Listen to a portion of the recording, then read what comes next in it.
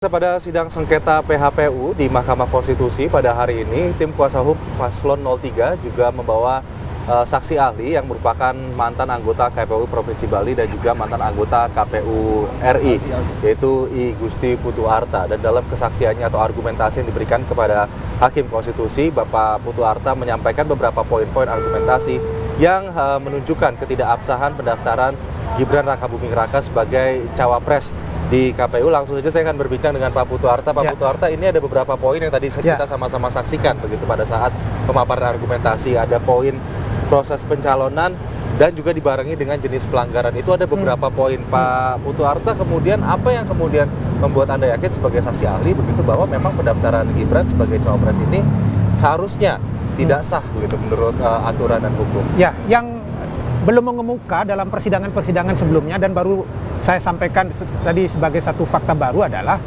bahwa seolah-olah ada kesan kalau putusan MK nomor 90 itu yang keluar pada tanggal 16 Oktober itu sudah langsung bisa dieksekusi di lapangan, lalu dengan serta-merta bisa kemudian dipakai dasar hukum untuk meloloskan Gibran. Tidak. Jadi karena apa? Putusan MK nomor 90 itu kan perubahan terhadap undang-undang pasal 169 huruf Q. Maka undang-undang ini berubah, oke, diadopsi, tetapi ada undang-undang yang lain yang kedudukannya setara. Pasal berapa itu? Pasal 231 ayat 4. Apa bunyinya? Atas perubahan ini ataupun penyusunan dari perubahan ini harus melalui regulasi pembuatan peraturan KPU. Nah, ini peraturan KPU-nya kan belum dibuat pada saat itu, pada saat pendaftaran, pada saat verifikasi. Nah, artinya apa? Tidak cukup alas hukumnya itu hanya dengan putusan MK plus surat keputusan KPU nomor 1378 itu tidak. Apalagi 1378 itu cantolan ke atasnya adalah peraturan KPU 19. Kan agak aneh.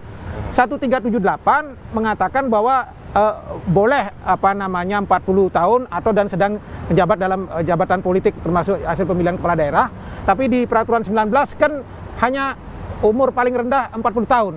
Jadi kan ada dua norma yang berbeda sebagai rujukan. Sehingga kalau dalam konteks regulasi kita ini harus diabaikan ini peraturan KPU SK KPU ini, sehingga yang berlaku adalah peraturan KPU nomor 19.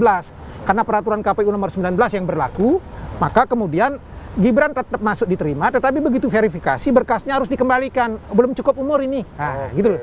Tidak memenuhi syarat. Sudah ada keputusan dari MK. Karena keputusan MK itu belum bisa dieksekusi sebelum peraturan KPU-nya keluar. Peraturan KPU baru keluar tanggal 3 November. Nah, dari mana itu ketentuan itu? KPU-nya sendiri menyusun. Namanya kemudian adalah peraturan KPU nomor 1 tahun 2020 tentang tata cara pembentukan peraturan dan keputusan KPU. Jadi urutan-urutannya seperti itu. Tidak pernah dalam tradisi di KPU ada putusan MK lalu dieksekusi langsung, enggak. Pasti turunannya langsung peraturan KPU kemudian dengan keputusan KPU. Sehingga saya ingin mengatakan apakah kemudian putusan MK diabaikan? Oh tidak. Diadopsi sama KPU, tetapi mulai berlakunya tanggal 3 November. Lah, tanggal 3 Novembernya ini verifikasinya udah selesai gitu loh.